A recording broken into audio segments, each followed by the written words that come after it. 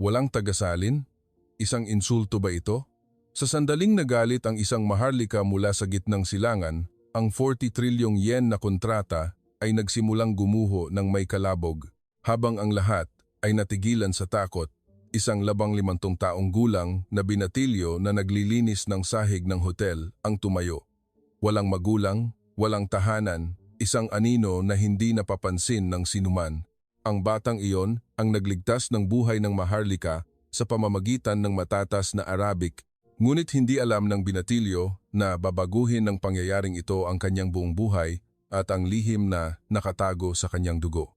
Ano ang nangyari sa batang ito? Kung maaari ninyong pindutin ang subscribe button bago magsimula ang kuwento, magiging maganda ang araw natin ngayon. Disyembre 5, sa pinaka-eksklusibong pasilyo ng The Grand Peninsula Hotel sa Makati City, si Don Emilio C. Guzman, chairman ng C. Guzman Conglomerate, ay balisa na naglalakad pabalik-balik. Sa edad na 82, may kapansin-pansin na siyang puting buhok, ngunit ang kanyang mga mata ay nananatiling matalim tulad ng sa isang agila. Patuloy na tinitingnan ni Don Emilio ang kanyang relo. 2:00 ng hapon, ang pulong eksaktong 1 oras na lang. Ang C. Guzman Conglomerate, ang numero 1 konglomerat sa Pilipinas, ay isang dambuhalang kumpanya na kilala sa buong mundo sa mga negosyo nito sa real estate development, infrastruktura at renewable energy. Ngayon, ang kanilang katuwang ay isang prinsipe ng United Arab Emirates na kilala bilang isang maharlika mula sa isang malaking oil empire. Ang sukat ng kontrata ay isang malaking proyekto na nagkakahalaga ng 40 trilyong yen. Kung mabibigo ito, maaaring humarap sa pagkalugi ang C. Guzman Conglomerate bukas din. Ito ay isang lubhang mapanganib na sitwasyon. Sa tabi ni Don Emilio ay nakatayo si Attorney Ricardo Cardo Morales, ang Executive Vice President. Si Cardo, sa edad na 58, ay isang lalaking may eleganteng tindig ngunit may mga matang malamig at tila laging nagkakalkula. Chairman, kalma lang po muna kayo, mahinang sabi ni Cardo. Tiningnan ni Don Emilio si Cardo. Ang kanyang mga mata ay naglalaman ng pinaghalong galit at pagkabahala. Kalma? May kontrata ng katampok trilyong yen na nakataya at 1 oras na lang pero wala tayong interpreter. Ang boses ni Don Emilio ay umalingaw-ngaw sa pasilyo. Nagulat ang mga staff sa paligid at yumuko. Ito ay isang Energy Cooperation Agreement sa Royal Family ng UAE na binuo ng C. Guzman Conglomerate sa loob ng mahigit 10 taon. Ngayon, kung pipirmahan na ang huling kontrata, dapat ay matatapos na ang lahat. Ngunit, ang kanilang eksklusibong interpreter ng Arabic ay dinala sa ospital kaninang madaling araw dahil sa isang aksidente sa sasakyan. Bagamat walang panganib sa buhay, ilang araw pa raw bago bumalik ang kanyang malay ayon sa medikal na grupo. Hindi ba pwedeng mag-arrange na lang ng ibang interpreter? Tanong ni Cardo sa kalmadong tono. Ngunit umiling si Don Emilio. Kung ganoon lang kadali, hindi na sana tayo nahihirapan ngayon. Ilan ba sa tingin mo ang nakakaintindi hindi lang ng Arabic, kundi pati na rin ng mahigpit na protocol ng Royal Family ng UAE? 10 taon nating inihanda ito. Ang mga mata ni Cardo ay umilaw sandali. Ngumiti siya ng bahagya at agad ding bumalik sa normal. Nagbulong si Cardo sa kanyang isip, ito ang aking pagkakataon.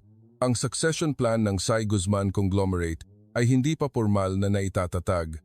Mayroon si Don Emilio C. Guzman na isang anak na lalaki, ngunit bigla itong naglaho 10 taon na ang nakakaraan.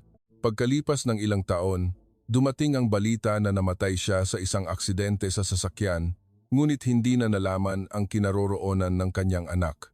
Ang posisyon ng susunod na chairman ng C. Guzman Conglomerate ay halos bakante at matagal nang pinupuntirya ni Cardo ang upuang iyon. Kung mabibigo ang kontrata ngayon, malaki ang mawawala sa reputasyon ni Chairman Don Emilio.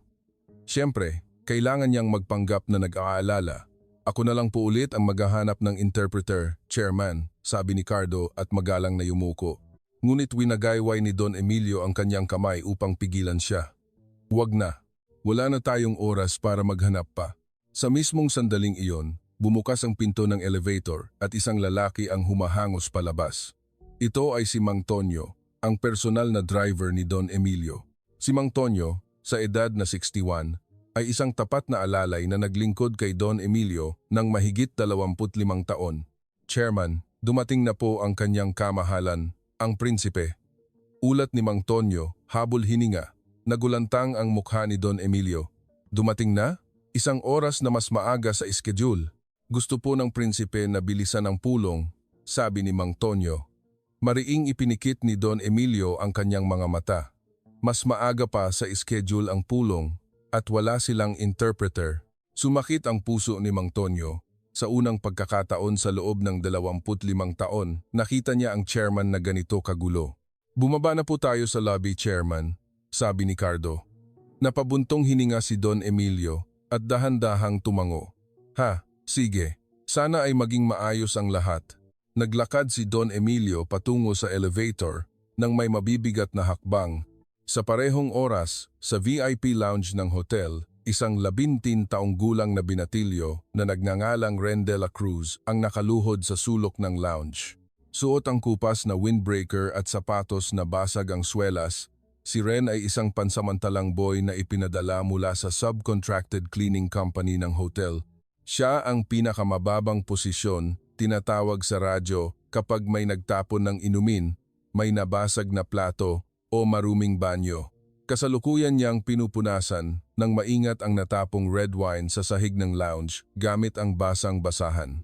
Nagdaan ang mga de-leather na sapatos ng mga lalaking nakasuit sa tabi ni Ren. Walang sinuman ang nakapansin kay Ren, para siyang isang invisible na tao. Walang mga magulang si Ren, pumanaw ang kanyang ama nang siya ay 7 taong gulang at namatay ang kanyang ina 4 na taon na ang nakakaraan dahil sa sakit. Matapos noon, lumipat-lipat siya sa iba't ibang amponan hanggang sa umalis siya sa institusyon sa edad na 15 at napilitang mamuhay sa kalye. Hindi siya nakapag-aral ng maayos at sa paggawa ng iba't ibang trabahong bahay araw-araw, sinisikap niyang mabuhay sa bawat araw. Naalala ni Ren ang kanyang lumang backpack na nakasabit sa kanyang balikat. Nasa loob nito ang pinakamahalagang bagay sa mundo. Ito ay isang larawan ng kanyang pamilya. Sa larawan, makikita ang kanyang batang ama at ina, at si Ren na bagong silang pa lamang. Ito ang tanging bakas ng kanyang pamilya na natitira. Sa tuwing nahihirapan, inilalabas ni Ren ang larawan at tinitingnan ito, pinapalakas ang kanyang loob. Sa sulok ng kanyang backpack, mayroon din siyang luma at punit-punit na aklat sa Arabic para sa pag-uusap. Si Ren ay may likas na talento sa wika. Kung mayroon lang siyang libro, matututo siya ng anumang wika ng mag-isa.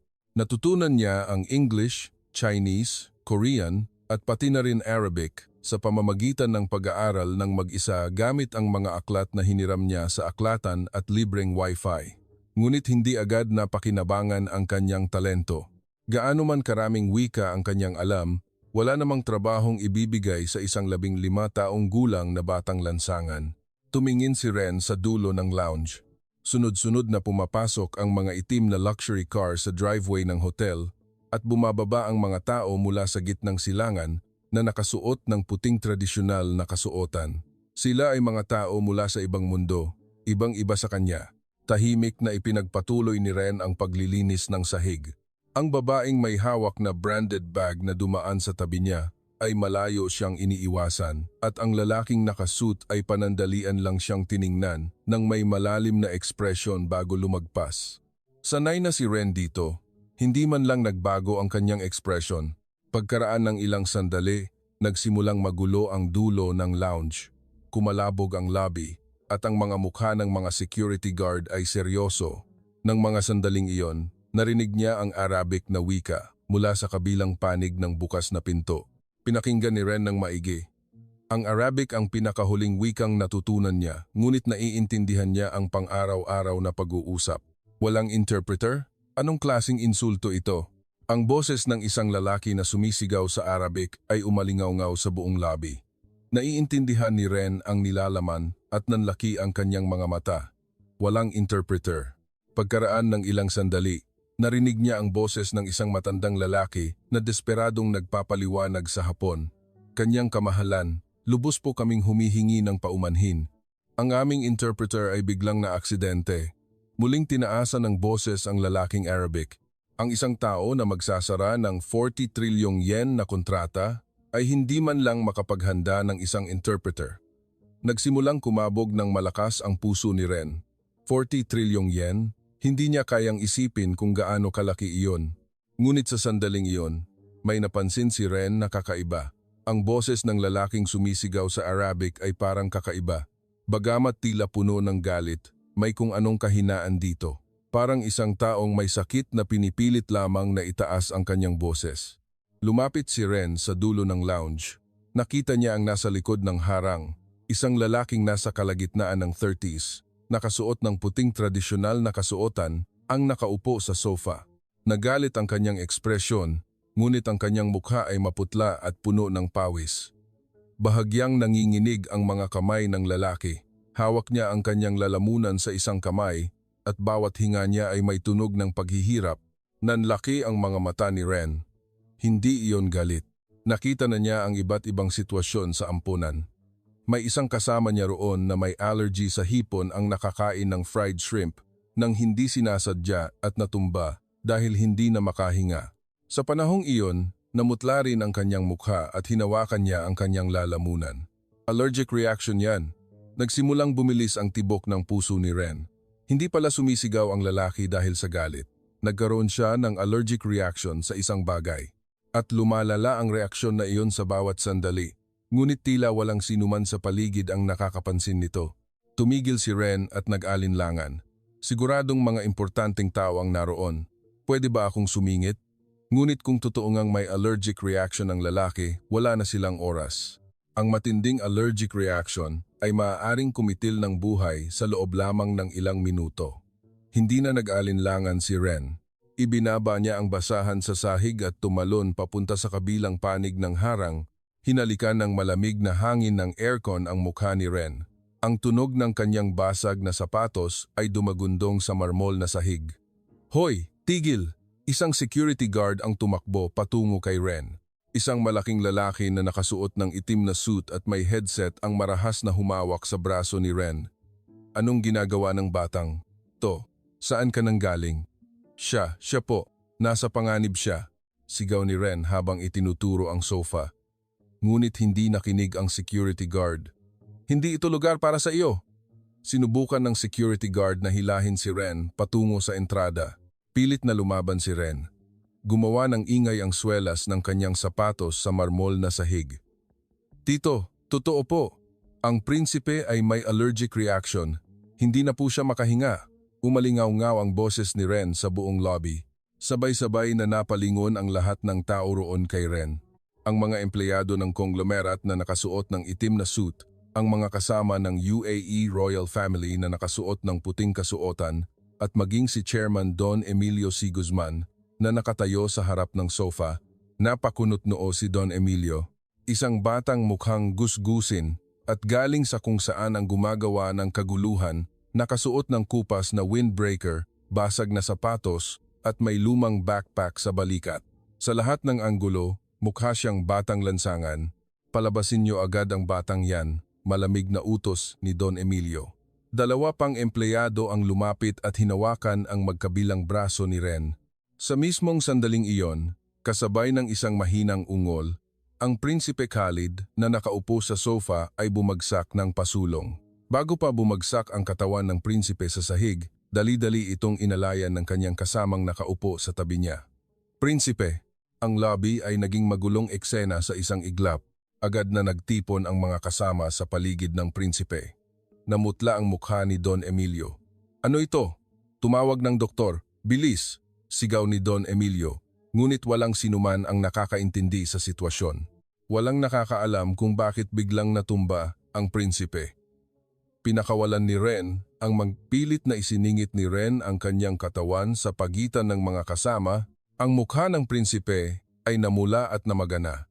Ang kanyang mga labi ay nagmumukhang lobo at bawat hinga niya ay may tunog ng pag-ingit. Tinitigan ni Ren ang mga mata ng prinsipe at nagtanong sa Arabic. Kanyang kamahalan, ano po ang inyong kinain? Seafood po ba? Nanlaki ang mga mata ng prinsipe. Ang gusgusin na batang ito ay nagsasalita ng Arabic at napakatalino pa. Mahirap na tumango ang prinsipe. Nanginginig ang kamay niyang itinuro ang maliit na plato sa ibabaw ng mesa. Ito ay isang eleganteng kanape na inihanda ng hotel bilang pampagana. may hipon sa ibabaw nito. Agad na lumingon si Ren at sumigaw sa Arabic sa mga kasama. May EpiPen po ba kayo? Ang prinsipe ay may anaphylaxis dahil sa seafood. Kailangan po ang adrenaline injection, bilis. Nagkatinginan ang mga kasama. Sino ang batang ito? Bakit siya napakagaling sa Arabic? Ngunit hindi ito ang oras para magtanong.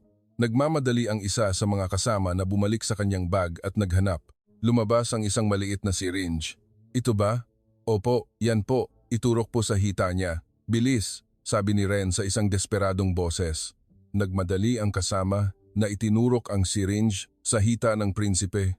Tahimik na pinanood ng buong lobby. 10 segundo, 20 segundo, 30 segundo. Dahan-dahang lumipas ang oras. Unti-unting kumakalma ang mabigat na paghinga ng prinsipe. Ang kanyang namumula at namamagang mukha ay dahan-dahang bumabalik sa normal. Nang imulat ng prinsipe ang kanyang mga mata at huminga ng malalim, isang buntong hininga ng kaluwagan ang narinig mula sa buong lobby. Napahinga rin si Don Emilio, tila nabunutan ng tinik. Dahan-dahang umupo ang prinsipe. Sinubukan siyang alalayan ng mga kasama, ngunit winagayway niya ang kanyang kamay upang tanggihan at tinitigan niya si Ren na nakaluhod sa kanyang harapan.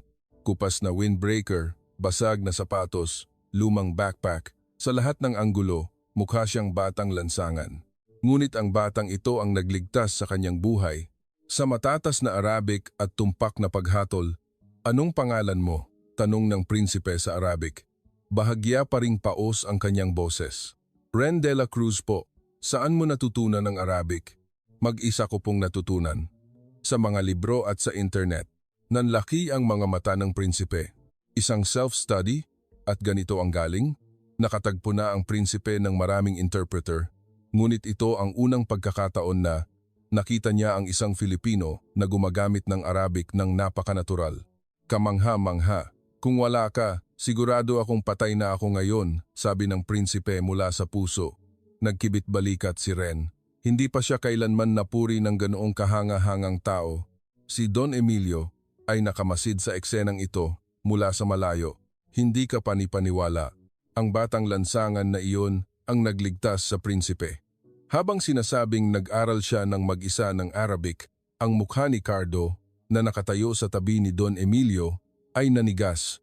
Kanina lang, akala niya ay mapapawalang bisa ang kontrata, ngunit biglang lumitaw ang isang binatilyo at binaligtad ang lahat. Mariing nagngingit-ngit ang ngipin ni Cardo sa kanyang isip. Ngunit sa labas, ngumiti siya na tila walang anumang nangyari.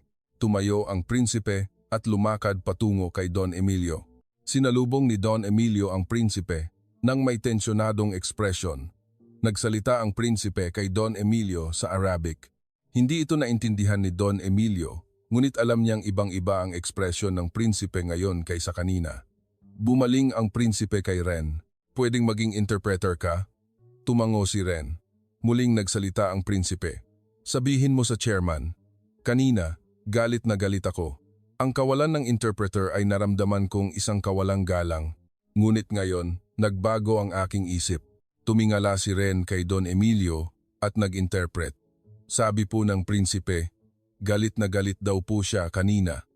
Naramdaman niyang isang kawalang galang ang kawalan ng interpreter. Ngunit ngayon, nagbago na raw po ang kanyang isip. Nagsimulang bumilis ang tibok ng puso ni Don Emilio. Nagbago ang isip? Sa mabuti ba o sa masama? Ngumiti ang prinsipe at nagpatuloy. "Ang batang ito ang nagligtas ng aking buhay, at ang kanyang galing sa pag-interpret ay mas mahusay kaysa sa sinumang interpreter na nakilala ko. Marahil, ito ang kalooban ni Allah. Ang aksidente ng interpreter at ang paglitaw ng batang ito, nag-interpret si Ren." Sabi po ng prinsipe, "Dahil po nagligtas ako ng kanyang buhay, at ang galing ko raw po sa Arabic ay mas mahusay kaysa sa sinumang interpreter. Maaring ito raw po ang kalooban ni Allah. Ang aksidente ng interpreter at ang paglitaw ko." Tinitigan ni Don Emilio si Ren. Ang isang 15 taong gulang na bata ay nag-interpret ng napakatumpak. Ang pagpili ng salita at ang pagbuo ng pangungusap ay perpekto, walang bahid ng pagdududa. Kinuha ng prinsipe ang kamay ni Don Emilio. "Ituloy natin ang kontrata, ngunit may isang kondisyon." Umilaw ang mga mata ni Don Emilio. Kondisyon? Anong klaseng kondisyon? Ipinasa ni Ren ang mga salita ni Don Emilio sa Arabic sa prinsipe. Itinuro ng prinsipe si Ren at sinabi, "Sa nalalabing panahon ng negosasyon, gawin mo siyang aking personal na interpreter. Nagustuhan ko ang batang ito." Sinubukan ni Ren na mag-interpret ngunit napipi. Tungkol sa kanya kasi ito. Ano ang sinabi niya? Tanong ni Don Emilio. Nag-aalangan na sumagot si Ren. Gusto raw po niya na ako ang maging personal niyang interpreter sa nalalabing panahon ng negosasyon. Nanlaki ang mga mata ni Don Emilio. Ang batang lansangan na ito, magiging personal na interpreter ng prinsipe, isang imposibleng hiling. Ngunit ang kontrata ng 40 ng trilyong yen ang nakataya. Kung gusto ng prinsipe, kailangan niyang pagbigyan. Dahan-dahang tumango si Don Emilio. Naiintindihan ko, kanyang kamahalan. Gagawin po namin iyon. Ipinasa ni Ren ang mga salita ni Don Emilio sa prinsipe. Kumalat ang maliwanag na ngiti sa mukha ng prinsipe. Sige, dalhin niyo na ang kontrata. Kaya, matagumpay na natapos ang 49 trilyong yen na kontrata. Ito ang pinakamalaking kontrata sa kasaysayan ng Sai Guzman Conglomerate. Matapos lagdaan ang kontrata, nagpalitan sila ng champagne toast at nagkamayan. Mayroong mga non-alcoholic na inumin para sa panig ng prinsipe. Ngunit ang sentro ng pagdiriwang ay hindi ang mga executive na nakasuot ng itim na suit, kundi ang 15 taong gulang na binatilyo na nakasuot ng kupas na windbreaker. Habang tinatanggap ang mga pagbati, patuloy na tinititigan ni Don Emilio si Ren. Sino ba talaga ang batang iyon? Saan nanggaling ang galing na iyon? Nang matapos ang lahat ng schedule at umakyat na ang prinsipe at ang kanyang mga kasama sa suite room ng hotel, lumapit si Don Emilio kay Ren. Ikaw, saan ang bahay mo? Hindi nakasagot si Ren. Wala siyang bahay. Naintindihan ni Don Emilio ang lahat mula sa katahimikan ni Ren. Ang luma niyang damit, maruming backpack, at ang mga matang hindi makasagot. Wala na po akong magulang, mahinang sabi ni Ren. Kakaiba ang sakit na naramdaman ni Don Emilio sa kanyang dibdib. Saan ka matutulog ngayong gabi? Kahit saan na lang po, sagot ni Ren. Matagal na nag-isip si Don Emilio at tumango siya na tila nakagawa ng desisyon. Sumama ka sa bahay ko. Nagulat si Ren at tumingala kay Don Emilio. Ha? Gusto ka ng prinsipe na maging interpreter sa nalalabing panahon ng negosasyon, hindi ba? Kung ganoon, kailangan mong mamuhay sa maayos na lugar. Hindi ka naman pwedeng maging interpreter habang natutulog sa lansangan, hindi ba? Lohikal ang mga salita ni Don Emilio. Ngunit naramdaman ni Ren ang isang init na hindi niya maipaliwanag. Sa likod ng mga matang tila nakakatakot na matandang ito, lumapit si Mang Tonyo. Chairman, handa na po ang sasakyan. Inilagay ni Don Emilio ang kanyang kamay sa balikat ni Ren. Tara na, sumunod si Ren kay Don Emilio nang may tuliro.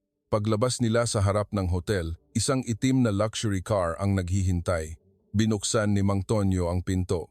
Ito ang unang pagkakataon na nakasakay si Ren sa ganoong uri ng sasakyan. Isang magandang amoy ang nanggaling sa leather na upuan at lumabas ang malamig na hangin mula sa aircon. Nakita niya sa labas ng bintana ang lounge kung saan siya naglilinis kanina. Nagsimulang umandar ang sasakyan. Nakatanaw si Ren sa labas ng bintana habang nag-iisip.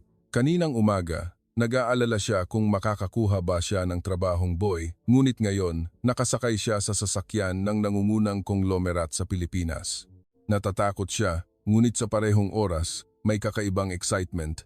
Ngunit hindi alam ni Ren na si Don Emilio, na nakaupo sa likuran, ay matagal nang nakatingin sa kanya. Habang tinitingnan ang gilid ng mukha ni Ren, naramdaman ni Don Emilio ang kaba sa kanyang dibdib. Tila pamilyar ang mukha ng batang ito. Umiling si Don Emilio, imposible, siguro nagkataon lang. Ngunit ang kapalaran ay dumarating sa anyo ng pagkakaisa ng mga pagkakataon, siguro mga 30 minuto ang biyahe. Huminto ang sasakyan sa harap ng isang napakalaking gate na bakal. Nang ibinaba ni Mang Tonyo ang bintana, yumuko ang security guard bilang pagbati. Dahan-dahang bumukas ang gate na bakal. Nanlaki ang bibig ni Ren. Lumitaw ang isang walang hanggang malawak na hardin. Sa pagitan ng mga damuhan ay may nakahanay na mga lamppost at sa lawa ng harding hapon ay lumalangoy ang 2 koy. Sa likod nito, nakatayo ang isang malaking mansyon na parang kastilyo. Bahay niyo po ito? Mahinang bulong ni Ren. Hindi sumagot si Don Emilio at nakatanaw lamang sa labas ng bintana. Huminto ang sasakyan sa harap ng entrada ng mansyon. Nag-aalangan na bumaba si Ren sa sasakyan. Kumikinang ang cobblestone sa kanyang mga paanan. Nang bumukas ang pinto ng entrada, isang lalaking nasa edad na, nakasuot ng butler's uniform, ang yumuko at bumati. "Welcome home, Chairman. Ihanda mo ang kwarto ng batang ito." Sa silangang bahagi ng annex, maikling utos ni Don Emilio.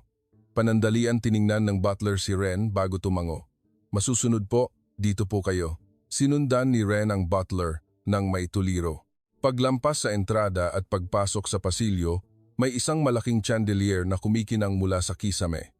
May mga hindi maintindihang painting na nakasabit sa dingding at may malambot na carpet sa sahig. Ang luma niyang sapatos ay nagiiwan ng bakas sa likod. Nakaramdam si Ren ng hiya, kaya naglakad siya nang nakatiptoe. Pagdating sa ikalawang palapag ng annex, nanigas si Ren sa kanyang kinatatayuan nang buksan ng butler ang pinto. Hindi ito isang ordinaryong kwarto. Ito ay halos kasing laki ng isang condominium unit. Isang malaking kama, sofa, desk, walk-in closet at tanaw mula sa bintana ang hardin. Sa isang sulok ay mayroon ding banyo. "Ito po ang kwarto ko." Nanginginig ang boses ni Ren. Walang ekspresyon na tumango ang butler. "Inihanda na po ang inyong damit at toiletries." Ang hapunan ay sa ganap na 7:00 sa dining room ng pangunahing bahay. Lumabas ang butler at sumara ang pinto. Matagal na nakatayo si Ren sa gitna ng kwarto. Panaginip ba ito? Nag-aalangan na hinawakan ni Ren ang kama. Napakalambot, mas malambot kaysa sa anumang lugar na pinagtulugan niya dati. Sa labas ng bintana, papalubog na ang araw. Ang kulay kahel na sunset ay bumubuhos sa hardin. Ibinaba ni Ren ang kanyang lumang backpack mula sa balikat, binuksan ang zipper at inilabas ang larawan ng kanyang ama. Sa larawan, nakangiti ang kanyang ama, isang bata at malusog na mukha. Mahigpit na niyakap ni Ren ang larawan sa kanyang dibdib. "Tatay, parang nananaginip po ako ngayon. Nakakatakot po." Nag-ipon ang luha sa mga mata ni Ren ngunit hindi siya umiyak. Alam niya na matagal na hindi siya dapat umiiyak. Sa sandaling iyon, may kumatok. "Ren, si Mang Tonyo ito. Pwede ba akong pumasok?" Dali-daling pinunasan ni Ren ang kanyang luha at isinilid ang larawan sa backpack. "Opo, pasok po." Binuksan ni Mang Tonyo ang pinto at pumasok. May hawak siyang shopping bag. Sabi ng chairman, "Bumili raw ako ng bagong damit para sa iyo. Subukan mo." Inilagay ni Mang Tonyo ang shopping bag sa ibabaw ng kama. Dahan-dahang binuksan ni Ren ito at nakita ang mga maayos na kamisa at pantalon at bagong sapatos na pang sports. Nanlaki ang mga mata ni Ren nang makita ang presyo sa tag. "Hindi po ba ito masyadong mahal?" "Ayos lang yan," sabi ng chairman. "Bilhin ko raw," sabi ni Mang Tonyo na may mainit na ngiti at hinaplos ang ulo ni Ren. Magaspang ang kanyang kamay ngunit may mainit na lambing. "Maligo ka muna bago kumain ng hapunan at magpalit ng damit. Kumpleto na ang tuwalya at sabon sa banyo." Pagkaalis ni Mang Tonyo, pumasok si Ren sa banyo. Ang kanyang reflection sa salamin ay mukhang gusgusin, maruming mukha, gusot na buhok, lumang damit. Pinilipit ni Ren ang gripo ng shower. Bumuhos ang mainit na tubig, halos hindi pa siya nakaligo sa mainit na tubig nang nasa ampunan siya. Matagal na nakatayo si Ren sa ilalim ng tubig. Tila nawawala ang lahat ng kanyang tensyon. Matapos maligo, nagpalit siya ng bagong damit. Ang kanyang sarili sa salamin ay tila ibang tao. Kapag nakasuot ng maayos na kamisa, para siyang ibang tao. Sumapit ang 7:00 at nagtungo si Ren sa dining room ng pangunahing bahay. Paglampas sa mahabang pasilyo at pagbaba sa hagdanan, napansin niya ang isang nakabukas na pinto sa isang tabi. Para itong isang kapilya o silid dasalan. Walang sala na sumilip si Ren sa loob. Ito ay isang tahimik na silid na may altar at mga litrato ng pumanaw. At isang litrato na nakadisplay sa tabi ng altar ang pumukaw sa paningin ni Ren. Ito ay larawan ng isang binata. Mukha itong nasa kalagitnaan ng 20s na may matipuno na mukha. Halos huminto ang puso ni Ren. Siya, kamukha niya ang tatay ko. Pinisil niya ang kanyang mga mata at muling tiningnan. hindi siya nagkakamali. Ang mga mata, ilong, at bibig ng lalaki sa larawan ay may pagkakahawig sa kanyang ama. Siyempre, hindi ito eksaktong magkapareho, ngunit tiyak na may pagkakahawig. Anong tinitingnan mo? Narinig ni Ren ang boses ni Don Emilio mula sa likuran. Nagulat siya at lumingon. Ay, pasensya na po. Napadaan lang po ako at nakita ko yung litrato. Lumapit si Don Emilio sa tabi ni Ren at sumilip sa loob ng kapilya. Nanigas ang ekspresyon ni Don Emilio sa isang iglap. Sino po siya? Nag-aalangan na tanong ni Ren. Hindi sumagot si Don Emilio sa loob ng ilang sandali. Lumalim ang kadiliman sa kanyang mga mata. Ang aking anak, mahinang sabi ni Don Emilio. Saan po ang anak niyo? Kumain na tayo ng hapunan. Hindi na nakapagtanong pa si Ren dahil may malalim na kalungkutan sa mga mata ni Don Emilio.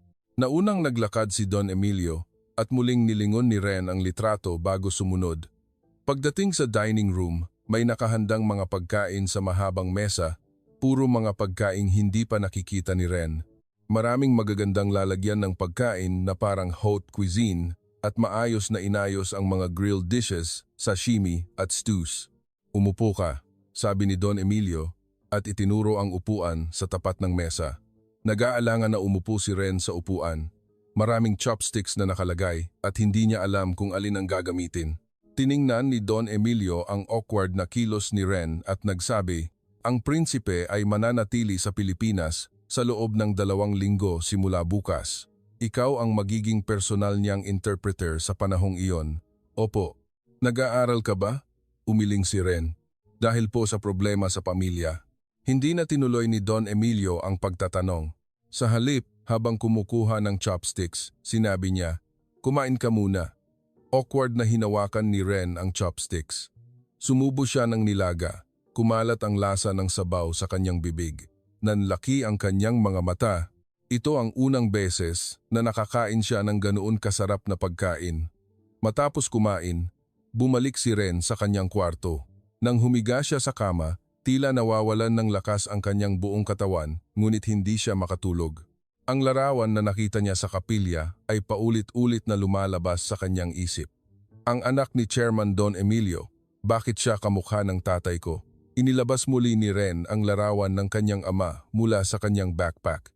Pinagpapalit-palit niya ang pagtingin sa larawan ng kanyang ama at ang larawan sa kapilya, magkamukha. Oo, magkamukha sila. Ngunit ano ang ibig sabihin yon? Maraming taong magkamukha sa mundo. Niyakap ni Ren ang larawan sa kanyang dibdib at ipinikit ang kanyang mga mata. Dinapuan siya ng pagod. Kahit hindi sanay sa kama, nakabalot sa malambot na kumot, agad na nakatulog si Ren.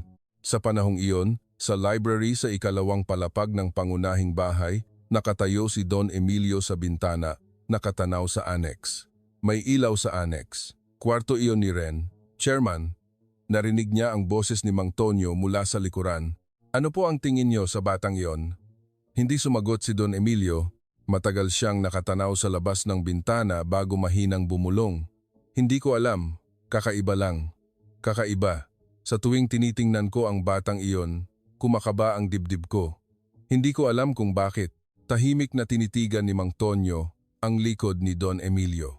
Sa 21 taon nilang magkasama, ito ang unang pagkakataon na narinig niya ang chairman na magsabi ng ganoong bagay. Samantala, sa opisina ng Executive Vice President sa Sy Guzman Conglomerate Tower, nakaharap si Cardo sa kanyang desk at nagbabasa ng mga dokumento. Ngunit puno ang kanyang isip ng mga pangyayari ngayon. Dren de la Cruz. Hindi mawala ang pangalan na iyon sa kanyang isip. Isang batang biglang sumulpot at naisara ang 40 trilyong yen na kontrata at nag-interpret pa ng Arabic. At ngayon, ang batang iyon ay nakatira na sa mansyon ng chairman. Malamig na kumislap ang mga mata ni Cardo. Kailangan kong imbestigahan ito. Kinuha ni Cardo ang kanyang cellphone at tumawag sa kung saan. Ako ito, imbestigahan mo ang batang si Ren de la Cruz, isang 17 taong gulang na ulila na namuhay sa lansangan. Lahat ng impormasyon, mula sa kanyang record sa amponan hanggang sa impormasyon tungkol sa kanyang mga magulang, bilisan mo. Isang malamig na ngiti ang lumitaw sa labi ni Cardo nang ibaba niya ang telepono. Tumingin si Cardo sa labas ng bintana. kumikinang ang nightscape ng Metro Manila. Ngunit ang ilaw na iyon ay hindi nakita ng mga mata ni Cardo. Ang kapangyarihan lang ng C. Guzman conglomerate ang kanyang tinitignan. Kinagabihan, hindi makatulog si Don Emilio. Habang nakahiga sa kama at nakatingin sa kisame, paulit-ulit na lumalabas sa kanyang isip ang mukha ni Ren. Ang tingin na iyon nang makita niya ang larawan ng kanyang anak na si Junior sa kapilya, ang mga matang pamilyar. Sa huli, umangat si Don Emilio mula sa kama. 1:00 ng madaling araw, ayon sa orasan sa dingding. Hindi ko talaga mapakali tungkol sa batang iyon. Isinuot ni Don Emilio ang kanyang robe at lumabas ng kwarto. Daanan niya ang tahimik na pasilyo patungo sa annex. Habang tinatawid ang harding hapon, hinaplos ng malamig na hangin ang kanyang mukha. Pagdating sa annex, tumayo siya sa harap ng kwarto ni Ren. Isang mahinang ilaw ang lumalabas mula sa siwang ng pinto. Gising pa ba siya? Dahan-dahang binuksan ni Don Emilio ang pinto. Madilim sa loob ng kwarto. Tanging ang stand lamp lamang ang malabo na nakasindi. Nakahiga si Ren sa kama. Nakatulog siya na nakasuot ng luma niyang t-shirt, hindi ang bagong damit. Marahil mas komportable siya sa pamilyar na damit. Dahan-dahang lumapit si Don Emilio sa kama. Tiningnan niya ang mukha ni Ren, isang payapa na mukha. Wala ang tensyonadong ekspresyon kaninang umaga, tanging ang inosenteng mukha ng isang 17 taong gulang na binatilyo. May hawak siyang mahigpit sa isang kamay. Nang tingnan ng maigi, isa itong lumang larawan. Ibinaba ni Don Emilio ang kanyang ulo at sumilip sa larawan. Madilim kaya hindi niya masyadong makita. Sa sandaling iyon, umungol si Ren na parang nananaginap at gumalaw. Ang laylayan ng kanyang manipis na t-shirt ay umakyat hanggang sa kanyang balikat. Doon natigil ang tingin ni Don Emilio. Mayroon sa ilalim mismo ng buto sa kanyang kanang balikat. Malabo na lumitaw sa ilalim ng stand lamp. Ito ay isang nunal na kasing laki ng kuko ng hinlalaki na may kakaibang hugis. Halos huminto ang puso ni Don Emilio. Nanginginig ang kamay ni Don Emilio na itinuro ang stand lamp sa balikat ni Ren. Inilawan ng ilaw ang nunal. Irregular ang hugis.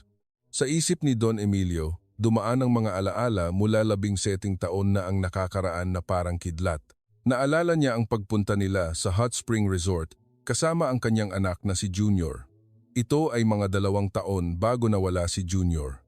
Noong panahong iyon, mayroon ding katulad na nunal si Junior sa parehong lugar. Tatay, bata pa lang ako, mayroon na akong ganito, sabi ni Junior na nakangiti. Sabi ng doktor, bihira raw ang lokasyon ng nunal na ito. Malinaw na narinig ni Don Emilio ang mga salita ni Junior sa kanyang tainga. Nanginginig ang mga kamay ni Don Emilio. Nagkataon lang ba? Maraming tao ang may katulad na nunal sa mundo. Ngunit umiling si Don Emilio. Hindi, maaaring ito ay isang pagkakataon lang. Ibinaba ni Don Emilio ang kanyang tingin sa kamay ni Ren. Ang larawan na mahigpit na hawak ni Ren, maingat at dahan-dahang inalis ni Don Emilio ang larawan mula sa kamay ni Ren. Itinaas niya ang larawan sa ilalim ng stand lamp. Naputol ang hininga ni Don Emilio. Sa larawan, makikita ang isang bata at babae at isang bagong silang na sanggol. Pamilyar ang mukha ng lalaki. Luma at kupas na ang larawan at malabo rin ang ilaw kaya hindi siya sigurado. Ngunit ang mga mata, ang hugis ng ilong at ang bibig ay lubhang kamukha ng kanyang anak na si Junior. Nagsimulang bumilis ang tibok ng puso ni Don Emilio. Imposible, imposible. Ngunit pinakalma ni Don Emilio ang kanyang sarili. Maraming taong magkamukha sa mundo. Ang nunal na iyon ay maaaring nagkataon lang. Sa 15 taon kong paghahanap sa aking anak, baka nagpapakita lang sa akin ng ilusyon. Dahan-dahang ibinalik ni Don Emilio ang larawan sa kamay ni Ren at binuksan niya ang luma niyang backpack. Punit-punit na aklat sa Arabic, ilang barya at ilang nakatiklop na papel. Nang buksan niya ang papel, ito ay isang confirmation form mula sa ampunan. Pangalan, Ren de la Cruz. Mga magulang, patay. Ang 2 salitang iyon ay tumusok sa dibdib ni Don Emilio. Wala na siyang magulang? Kung ang lalaki sa larawan ay si Junior nga, ibig sabihin ba ay patay na rin si Junior? Umiling si Don Emilio. Wala pa ring anumang siguradong bagay. Kung ang lalaki sa larawan ay si Junior o kung ang batang ito ay anak ni Junior, Lahat ay hinuha lamang, ngunit may kakaibang init na naramdaman sa kanyang dibdib. Paano kung anak nga siya ni Junior? Tiningnan ni Don Emilio si Ren na natutulog. Tiningnan niya ang bawat bahagi ng kanyang mukha. Tila magkamukha, tila hindi. Hindi ko masiguro. Nanginginig ang kamay ni Don Emilio na dahan-dahang hinaplos ang buhok ni Ren. Kung totoo nga, hindi na natuloy ni Don Emilio ang kanyang mga salita. Nabarahan ang kanyang lalamunan. Matagal na nakaupo si Don Emilio sa tabi ni Ren. Nang magsimulang lumiwanag ang silangang bahagi ng langit, sa wakas ay tumayo siya. Ibinalik niya ang backpack sa orihinal na lugar at huling tiningnan muli ang mukha ni Ren. At tahimik siyang lumabas ng kwarto. Pagbalik sa kanyang kwarto, pumasok si Don Emilio sa kanyang library. Kinuha niya ang larawan ni Junior na nakalagay sa ibabaw ng mesa. Matagal niyang tinitigan ang mukha ng kanyang anak sa larawan. Junior, baka anak mo ba siya? O nagpapanggap lang ako na nakikita ko siya dahil sa labis na pananabik sa iyo? Nanginginig ang boses ni Don Emilio. Sa sandaling iyon, narinig niya ang yapak ng paa mula sa likod ng pinto ng library. Dali-daling pinunasan ni Don Emilio ang kanyang mga mata. Chairman, ayos lang po kayo? Boses iyon ni Mang Tonyo. Mukhang napansin niya ang pagdalaw ni Don Emilio sa annex ng madaling araw. Ayos lang. Hindi lang ako makatulog. Mukhang dinalaw niyo po ang annex kaninang madaling araw, mahinang tanong ni Mang Tonyo. Matagal na nag-alinlangan si Don Emilio bago nagsalita. Mang Tonyo? Opo, Chairman. Tungkol sa batang iyon, si Ren de la Cruz. Opo. Huminga ng malalim si Don Emilio. Gusto kong magpa-DNA test. Nanlaki ang mga mata ni Mang Tonyo. DNA test po? May gusto lang akong kumpirmahin. Kalmado ang boses ni Don Emilio, ngunit bahagyang nanginginig ang kanyang mga daliri. May nunal sa balikat ng batang iyon, sa parehong posisyon ng nunal ni Junior. Bukod pa rito, sa larawan na hawak ng batang iyon, may taong kamukha ni Junior. Bumukas ang bibig ni Mang Tonyo. Kung ganoon, hindi ko pa alam. Maaaring kapareho lang ng mukha o baka nagkataon lang. Sa 15 taon kong paghahanap sa aking anak, nakikita ko na si Junior kahit saan. Baka nababaliw na ako. Malungkot na ngumiti si Don Emilio. Huwag mong sasabihin kahit kanino hanggat hindi pa lumalabas ang resulta ng DNA test. Ayokong magbigay ng huwad na pag-asa sa batang iyon. Masusunod po, Chairman. At ito ay mananatiling lihim sa pagitan nating dalawa. Opo, tandaan ko po. Yumuko si Mang Tonyo. Muling tumingin si Don Emilio sa labas ng bintana. Unti-unting lumiwanag ang silangang bahagi ng langit. Ngunit hindi alam ni Don Emilio na ang kanyang pagdalaw sa annex ng madaling araw ay naiulat na ng security guard ng mansyon sa kung sino. Sa parehong oras, sa isang tower condominium sa gitna ng Metro Manila, nagising si Cardo sa tunog ng notification ng kanyang cellphone habang nasa kama. Nang tingnan niya ang screen, mensahe ito mula sa leader ng security team ng mansyon. Dinalaw po ng chairman ang kwarto ng binatilyo sa annex kaninang 1:00 ng madaling araw. Umalis po siya ng 5:00 ng madaling araw. Kumislap ang mga mata ni Cardo. Bigla siyang bumangon mula sa kama. Hindi lamang siya pumunta upang tignan kung natutulog ang bata sa loob ng 4 na oras ng madaling araw. Mang paggugol ng 4 na oras sa kwartong iyon ay nangangahulugan na mayroong isang espesyal na bagay na nangyari. Kinuha ni Cardo ang kanyang cellphone at muling tumawag sa kanyang tinawagan kahapon. Ako ito, ibigay mo ang resulta ng investigasyon kay Ren de la Cruz bilang prioridad. Lalo na, mag-focus ka sa pagkakakilanlan ng mga magulang. Kailangan mong alamin kung sino ang ama. Malamig ang boses ni Cardo kung ang batang iyon ay may kaugnayan sa chairman. Tumingin si Cardo sa labas ng bintana. Namula ang langit sa madaling araw ng Metro Manila. Lumipas ang ilang araw, unti-unting nasasanay si Ren sa buhay sa mansyon. Alinsunod sa kahilingan ng prinsipe, pumupunta siya sa kumpanya at naglilingkod bilang interpreter ng prinsipe. At ang pangyayaring iyon ay nangyari sa isang sandali na hindi inaasahan ng sinuman. Sa lobby ng Sy Guzman Conglomerate Tower, katatapos lang ni Don Emilio ng isang mahalagang pulong at bumaba siya sa hagdanan. Ang kanyang paglalakad ay gaya ng dati, ngunit bigla, gumalaw ang kanyang paningin. Naramdaman niyang umiikot ang kisame.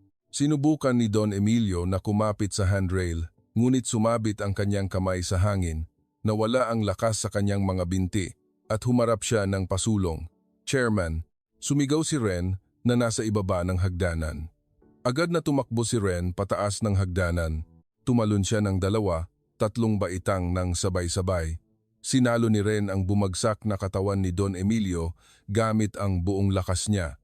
Nayanig ang kanyang payat na katawan sa edad na 15, ngunit nagngingit-ngit si Ren ng kanyang mga ngipin at lumaban. Chairman, ayos lang po ba kayo? Nanginginig ang boses ni Ren. Si Don Emilio, na nakasandal sa braso ni Ren, ay naglabas ng mabigat na hininga. Ayos lang, nahilo lang ako ng kaunti.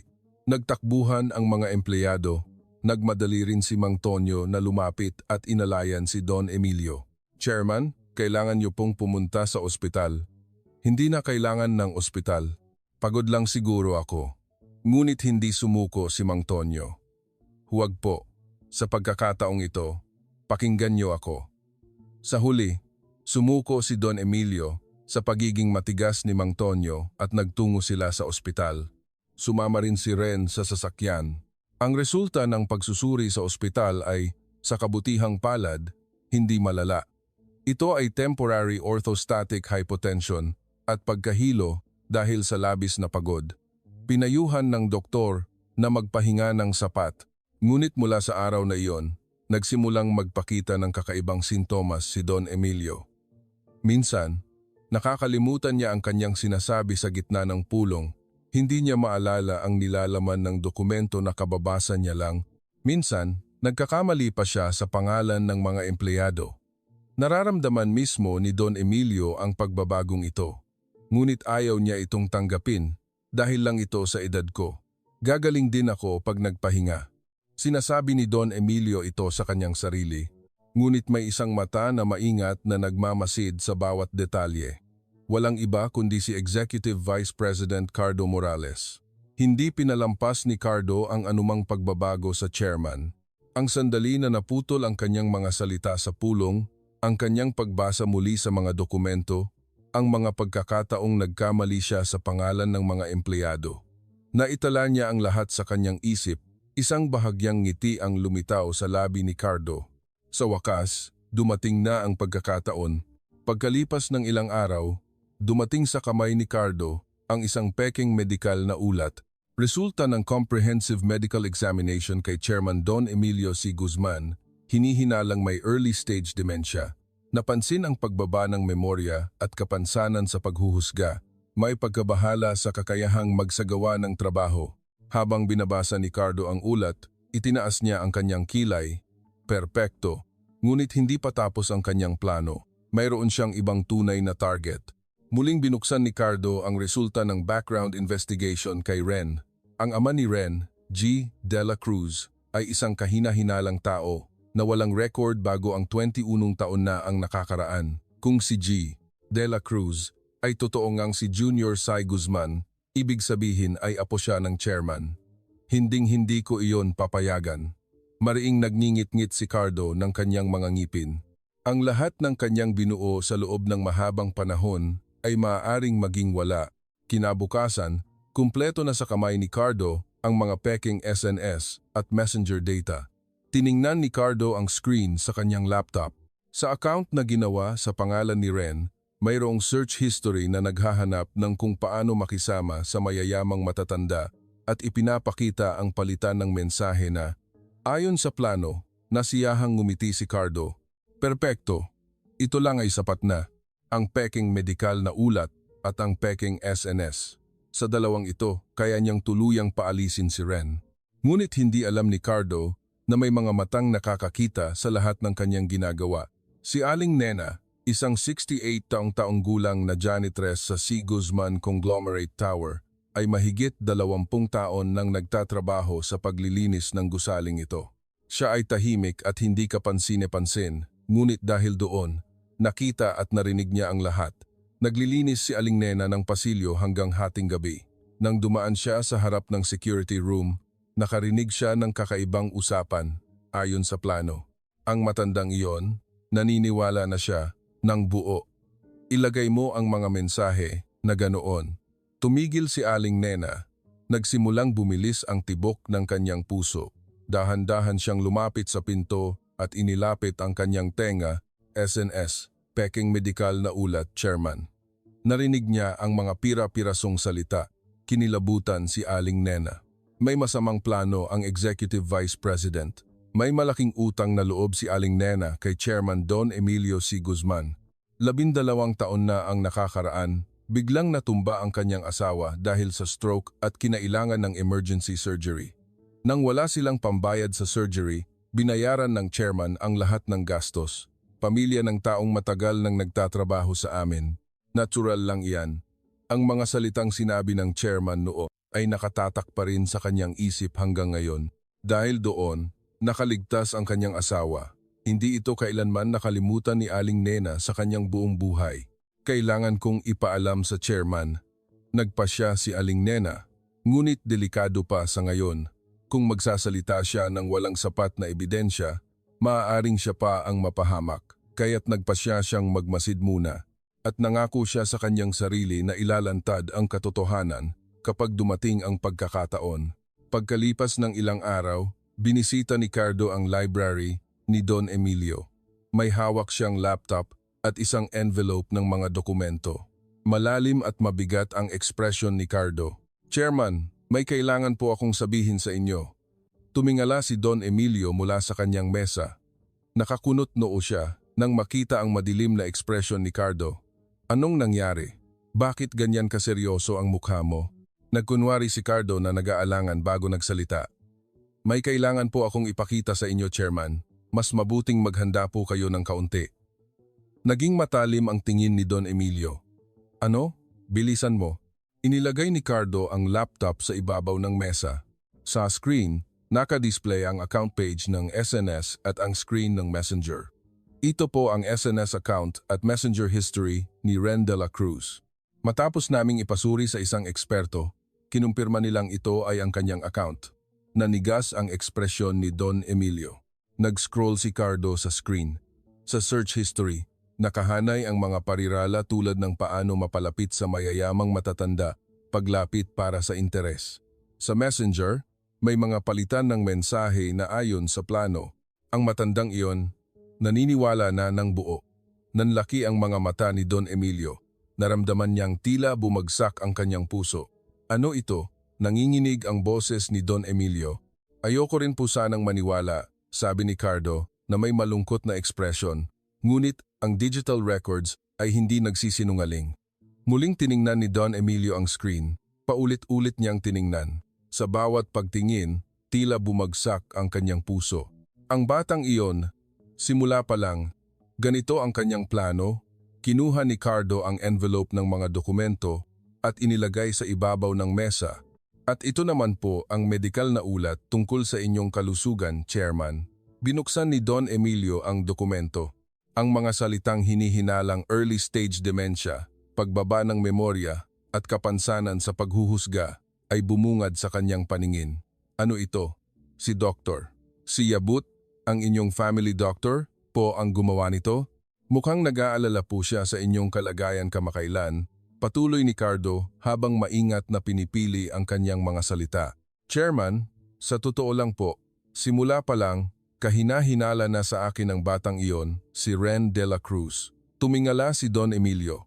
Anong ibig mong sabihin? Bigla siyang lumitaw at nagligtas sa prinsipe at ngayon nakatira na sa inyong mansyon. Hindi ba't masyadong perpekto ang kwento? Inimbestigahan ko ang nakaraan ng batang iyon, ulila at namuhay sa lansangan. Kung ang ganoong bata ay biglang mamumuhay ng marangya sa mansyon ng nangungunang konglomerat sa Pilipinas, natural lang na magkaroon siya ng pagnanasa, hindi ba? Walang mas